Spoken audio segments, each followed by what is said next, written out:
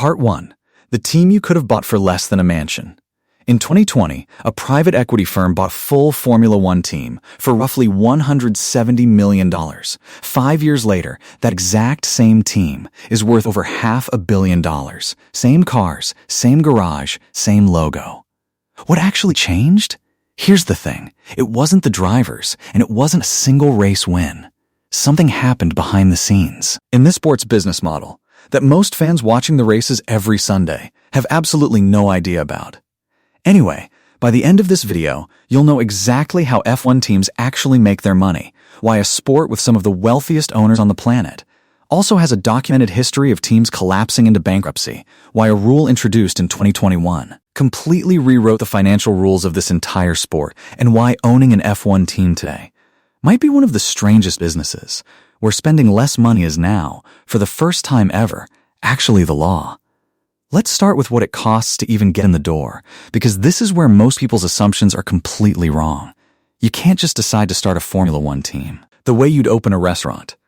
There are currently only 10 teams allowed on the entire grid, a number that's been essentially locked for years, and any new team wanting to join has to pay what's called an anti-dilution fee, a payment to the existing 10 teams, specifically to compensate them for sharing the prize money pool with a new competitor. That fee currently sits at $200 million just to be allowed to exist on the grid before a single car is built. This is genuinely one of the tightest, most exclusive club structures in professional sports anywhere in the world. When American racing outfit Andretti tried to join the grid in recent years, backed by General Motors, with a legitimate racing pedigree and serious financial backing, they were still rejected, largely because the existing teams and F1's own management didn't see enough commercial upside in adding an 11th competitor to split the revenue pie further. Think about that. Money alone isn't even enough. You need the other billionaires already in the room to actually want you there. So let's say you clear that hurdle, or better yet, you simply buy an existing team, which is how nearly every new owner has actually entered this sport in recent years. What are you actually buying? Team valuations have exploded over the past 5 years, in a way that's genuinely stunned even people inside the sport. Williams Racing, one of the most historic teams in F1, sold to American investment firm Doralton Capital in 2020 for approximately $170 million. Today, industry analysts and reported acquisition interest have valued that same team at well over $600 million. Aston Martin's F1 team, majority owned by billionaire Lawrence Stroll, has seen its valuation climb into a similar range, following heavy investment in a brand new state-of-the-art factory. And at the very top of the grid, teams like Ferrari and Mercedes are now valued well north of $1 to $4 billion, depending on the specific valuation model used, numbers that would have sounded absurd for a racing team just a decade ago. Here's a metaphor that makes this click.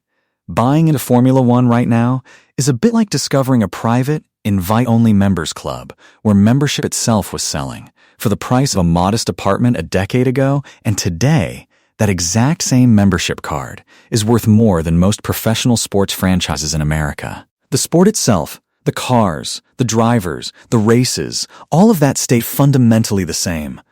What changed was the audience, and specifically, one single piece of content that most fans don't even realize is directly responsible for a huge chunk of that valuation explosion.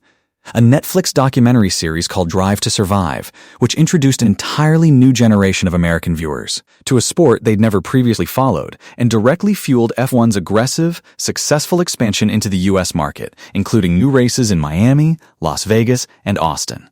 So now this breaks into a genuinely fascinating 3-tier ownership structure, unlike almost anything else we've covered on this channel. Tier 1 is the backmarker team, smaller budget operations fighting to simply stay competitive on the grid, often the ones most exposed to financial instability. Tier 2 is the midfield team, well-capitalized, competitive, but not quite at the level of the sport's true giants. And Tier 3 is the powerhouse, Ferrari, Mercedes, Red Bull. Teams with either massive corporate backing, generational manufacturer support, or both. And here's the twist that makes this entire sport genuinely unique in professional business. As of 2021, all 10 of these teams, from the smallest backmarker to Ferrari itself, are now legally required to spend within almost the exact same budget. And understanding exactly why that happened and how it completely rewired how these teams actually make money, That's exactly where we're headed next. Part 2. How the money actually flows in. So here's the detail that genuinely surprises people once they understand it, and it's the single most important rule change in modern Formula One history. Starting in 2021, F1 introduced something called the cost cap, a hard limit on how much money any team is legally allowed to spend on car development and performance-related costs in a single season. That cap currently sits at approximately $135 million per team per year, and it applies whether you're Ferrari, with nearly a century of racing heritage, and a multi-billion-dollar valuation, or the smallest team fighting to stay off the back of the grid. Sit with that for a second, because it's genuinely unlike almost any other major sport or business on Earth. Imagine if every company in an entire industry was legally required to spend the same amount on research and development, regardless of how rich the company actually was. That's essentially what F1 did to itself, and it happened for a very specific reason. Before the cap, the wealthiest teams were reportedly spending upward of $400 million a year, chasing performance, making it functionally impossible for smaller teams to ever compete, and threatening the long-term competitive future of the entire sport. Now, let's talk about where the actual revenue comes from, because this is where F1's business model gets genuinely clever, and it's built on 3 main pillars. The first, and most heavily reported on, is prize money, distributed through what's called the Concord Agreement, the commercial contract governing how F1's total revenue gets split between the sport's parent company, Liberty Media, and the 10 teams themselves. Teams collectively receive a percentage of F1's overall commercial revenue, currently estimated at around $1.20 to $1.5 billion, distributed across the grid annually, with the exact amount each individual team receives, depending on their championship finishing position from the previous season. Finish higher, get paid more. This creates a genuinely fascinating financial feedback loop because performing well on the track directly compounds into more money to spend the following year, right up against that shared $135 million spending ceiling. The second pillar, and often the single largest revenue source for the biggest teams, is sponsorship. F1 cars are essentially rolling billboards, and the livery you see wrapped around a car, along with logos on driver suits and team apparel, represents one of the most valuable advertising placements. In global sports, broadcast to hundreds of millions of viewers across dozens of countries throughout an entire season. Title sponsorships for the top teams have historically been reported in the range of tens of millions of dollars annually. For a single major partner, and a well-run commercial team can stack multiple sponsorship tiers, title partners, technical partners, and smaller logo placements into a combined sponsorship revenue stream that can meaningfully exceed what that same team receives from the official prize money pool. The third pillar, and this is the one that separates the true powerhouses from everyone else, is manufacturer backing. Teams like Ferrari, Mercedes, and Red Bull benefit from either being directly owned by a major automotive manufacturer or receiving substantial technical and financial support from one, including engine supply deals. That can be worth tens of millions of dollars annually. When a team supplies engines to other teams on the grid, turning what's technically a cost center for one team into a genuine profit center for whichever manufacturer is supplying that engine technology to competitors. Here's the metaphor that ties this together. Running an F1 team's finances is like being a restaurant that's legally required to spend the exact same amount on ingredients as every other restaurant in the entire city, but where you're still completely free to charge whatever you want for the meal itself and free to attract whatever level of sponsor and manufacturer backing you can convince to sit at your table. The spending is capped and equalized. The revenue absolutely is not.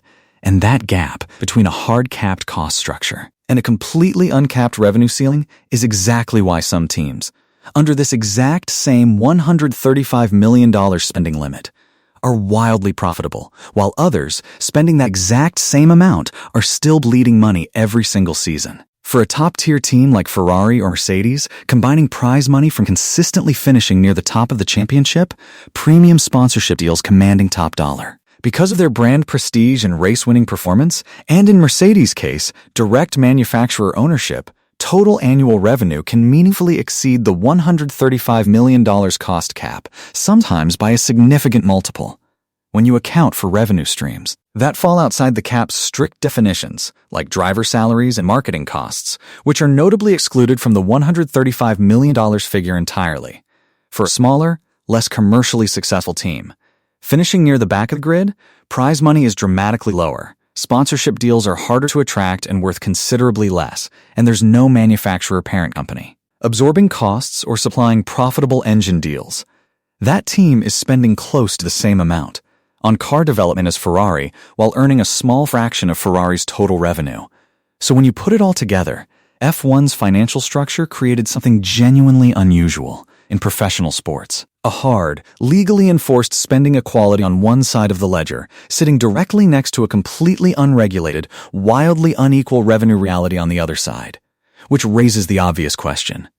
If the spending is now capped and controlled for everyone, why do teams still occasionally collapse into financial crisis? And why does this sport still have a documented history of teams going bankrupt, even in this supposedly more financially stable era? That's exactly what we're breaking down next. Part 3. Why teams still go bankrupt under spending K. Alright, so here's the question this video has been building toward. If every team is now legally required to spend roughly the same amount, and F1's overall revenue has genuinely exploded over the past several years, why does this sport still have such a documented, painful history of teams collapsing financially? The names are honestly hard to ignore.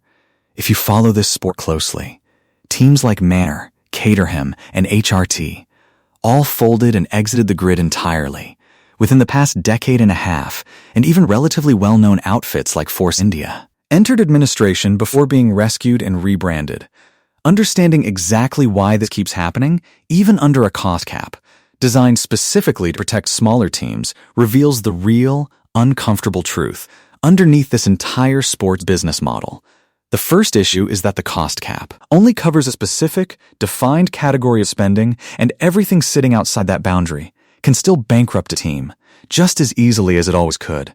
Driver salaries, marketing expenditure, and the salaries of the very top team executives are explicitly excluded from the $135 million figure, meaning a team desperate to attract a star driver or desperate to build brand visibility through marketing can still spend themselves into serious financial trouble, chasing exactly the kind of expenses the cap was never designed to control in the first place.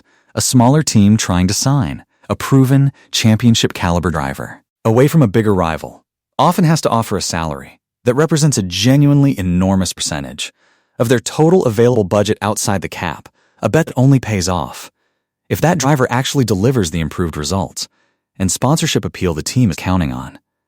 The second issue, and this is the one that has genuinely destroyed teams historically, is the brutal reality of the sport's performance-based prize money structure. Remember from Part 2, teams get paid more for finishing higher in the championship, and this creates a genuinely vicious cycle for any team that falls into a performance slump. Finish lower, earn less prize money, have less available budget to invest in car development the following year, which makes it even harder to climb back up the standings, which locks the team into an even lower prize money bracket the year after that. This is precisely the trap that consumed teams like Caterham and Manor, both of whom entered the sport with genuine ambition, but found themselves permanently stuck at the back of the grid, earning the smallest possible share of prize money, while their operating costs, everything from staff salaries to travel logistics to factory overhead, kept climbing regardless of where they finished. Here's the metaphor that captures this perfectly.